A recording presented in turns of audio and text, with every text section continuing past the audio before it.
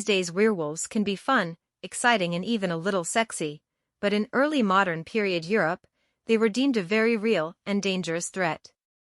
Werewolf accusations were not entirely uncommon in Europe in the 16th and 17th centuries. Werewolf and witch hysteria sort of developed in tandem. Indeed, some people were even accused of both. Such accusations, and the subsequent confessions and executions, were often politically expedient. But sometimes the fear was absolutely warranted, whether the danger lurked clad in the fur of a wolf or the clothes of a man. Here are 5 of the most famous werewolves from history. Number 5. The Beast of Gévaudan. In the 18th century, the former French province of Gévaudan was terrorized by the so-called La Bête du Gévaudan, the Beast of Gévaudan. The beast was first spotted by a woman tending cattle in the forest near Langon in June. Her bulls scared it off, but not long after it attacked and killed a 14-year-old girl. Over the ensuing months, sightings and attacks mounted. Those who had seen the beast described a large wolf with unusual red fur streaked with black. And it was prolific. According to a 1980 study, there were 210 attacks in all, 113 of which were fatal. In 1765, King Louis XV decreed that the French state would help slay the beast.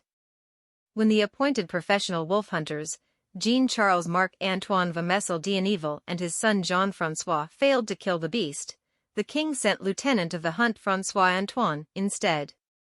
Antoine slayed 3 giant grey wolves, yet the attacks still continued. It wasn't until a local hunter named Jean Chastel shot a wolf on June 19, 1767, that the attacks were declared over. Nowadays, it is thought that the Beast of Gévaudan wasn't a single wolf at all, but many individual wolves. When France went on a wolf-killing rampage, these wolves were slain, one by one, until none were left, and the attacks abated. Not that killer wolves were unusual. According to historian Jean-Marc Morisseau, some 7,600 people were killed by wolves in France between 1362 and 1918. Number for the Livonian werewolf. Werewolf confessions could be quite peculiar. Take Thies of Kaltenbrunn. Living in Swedish Livonia in the 17th century, Thies was widely believed among his neighbors to be a werewolf who had dealings with the devil. Local authorities didn't much care.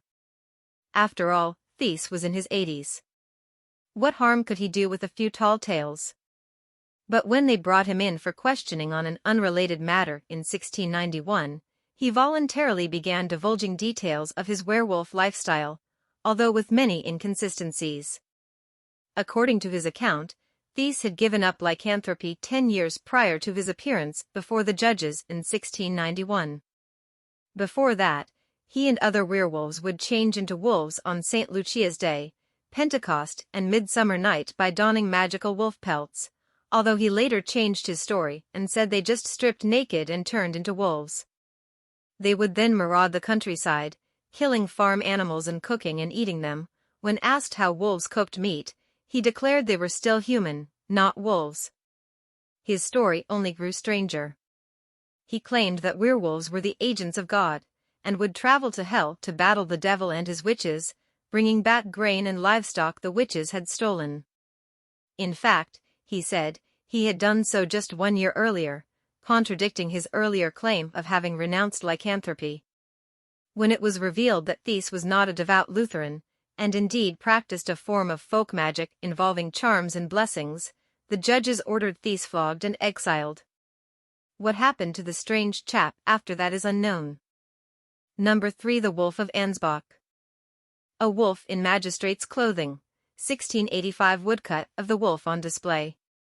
In 1685, a wolf was terrorizing and killing humans in the town of Neuses in the Principality of Ansbach, in what is now Germany. This was not unusual, but the town's chief magistrate Michael Leicht had just died. He was a cruel and unpopular man, and it was said that the wolf visited Leicht's residence, so it was only a small leap for people to claim the wolf was Leicht, returned as a werewolf for his sins. The wolf's death was not terribly eventful. The people organized a hunt and chased the wolf into a well and killed it. What they did with its body is pretty macabre, though. They paraded it through the streets, then prepared it for display. They cut off its muzzle, dressed it in human clothes and placed a wig on its head and a mask on its face, so that it resembled light. They then hung the body from a gibbet so that everyone might enjoy the sight. After some time, the wolf was removed from the gibbet, and its corpse preserved and put on permanent display at a local museum. Because that's not weird or creepy at all. Number 2. The Werewolf of Alares. Widely thought of as Spain's first ever serial killer, Manuel Blanco Romasanta is unusual for a werewolf, operating late in the mid-19th century. Actually, Romasanta was an unusual case in a few ways. Born in 1809, he had been raised as a girl until about the age of 6, at which point doctors discovered he was male. He grew up, married and worked as a tailor. When his wife died in 1833, he took up the traveling salesman trade, also guiding travelers around Spain and Portugal. His first known murder was Vicente Fernandez, the constable of Leon. Fernandez was found dead in 1844 after attempting to collect a debt from Romasanta. Rather than face the law, Romasanta fled to Portugal. During this time, he murdered several people who had hired him as a guide. He was not a cunning man. Romasanta was noticed selling their clothes, and rumors started to circulate that he was selling soap made with human fat. A complaint was lodged and Romasanta was arrested. He confessed to 13 murders, but here's where it gets wolfish. He said he had been cursed with lycanthropy. But upon being asked to demonstrate his transformation abilities, Romasanta declared that the curse had passed and he was no longer afflicted. He was actually acquitted of 4 of the deaths. Those, forensic examination found, had been committed by real wolves. However, he was found guilty of the rest. A phrenological examination of Romasanta by doctors determined that he had invented his curse, and he was sentenced to death. This was commuted to life imprisonment on the request of a French hypnotist, who believed that Romasanta was suffering a delusion and petitioned a stay of execution so that he might study the man. An 1863 newspaper reported that Romasanta passed away that year in prison from stomach cancer. Number 1. The Werewolf of Bedburg. One of the most famous werewolf cases is Peter Stump, a wealthy farmer accused of being a serial murderer, cannibal and werewolf in Rhineland in 1589. In the years preceding Stump's arrest, the country town of Bedburg had been plagued with horrors. It started with dead and mutilated cattle, but bodies of townsfolk were also soon found in the fields. Initially, it was thought that a wolf or wolves were attacking, but the creatures evaded capture. Finally, in 1589, a hunting party managed to corner the wolf with its hounds. When the humans approached, they saw, according to reports, not a wolf at all. Instead, the hounds had cornered Stump. The most damning piece of evidence was that Stump's left hand had been lopped off. The wolf had had its left forepaw cut off. Since wolf and man had the same injury, wolf and man must be one and the same. Stump confessed, but it's a questionable confession at best. He had been subjected to torture, including the rack. He said he'd made a pact with the devil when he was 12. He had been given a magic belt which allowed him to turn into a wolf. He confessed to killing 14 children and 2 pregnant women. He ate of their flesh and ravished their bodies. He killed his own son and had a sexual relationship with his own daughter. He was sentenced to die in the most awful manner. He was fixed to a breaking wheel, and had flesh torn from his body with red-hot pincers. His limbs were broken with the blunt side of an axe so he might not rise from the grave.